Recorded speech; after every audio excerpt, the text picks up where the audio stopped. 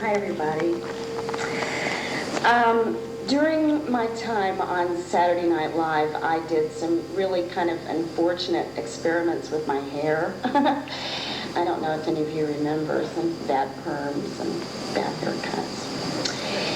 And one summer, I had the idea to dye my hair red and get green contact lenses. And when I came back in the fall, I was this was my look, and I'm red-haired with green contacts, and this is who I am. And when I showed up, it was so awful. People were trying not to look and looking away or staring. It was awful, and I knew immediately the mistake I'd made with my hair. And when I saw Phil, I walked into the studio, and he said, "Well, hello there, cinnamon. You flame-haired vixen." And it immediately disarmed everybody. And from then on, we started a silly game of calling people by their hair color. Dennis Miller was inky, and Lauren was smoky, and Nora Dunn was indigo. And the game, actually, Phil grew rather weary of the game, but I kept it alive as long as I could. But from that, I developed a nickname for him, and it was Sandy. And for the rest of his life, he was always Sandy to me. And I've written him a letter that I want y'all to hear.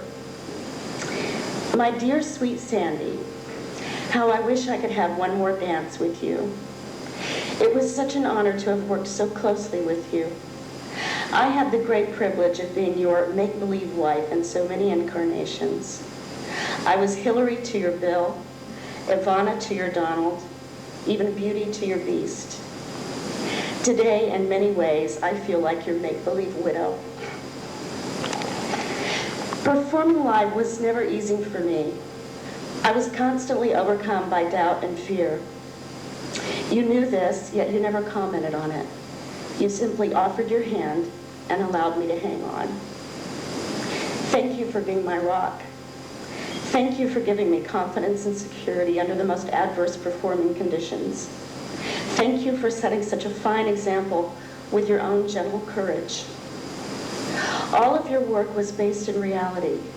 You never winked at the audience as if to say, 'Do you see how funny I'm being?'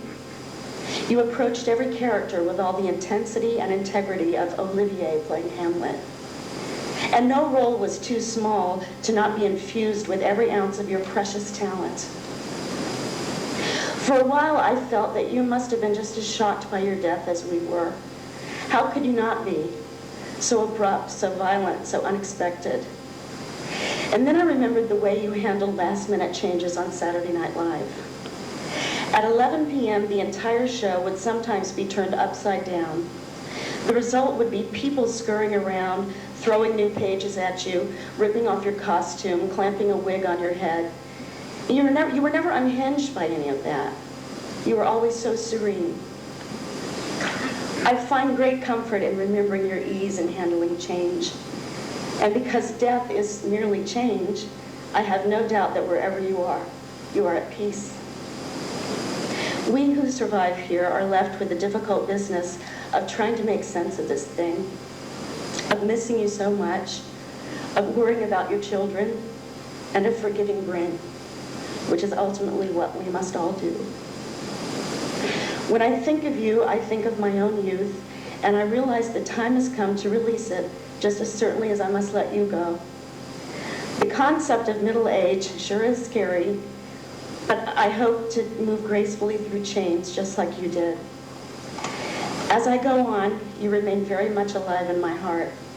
I will continue to call on you and be inspired by your sweet and solid strength. And someday, when it's my turn to cross over, I just hope that my first dance will be with you. I love you, Cinnamon.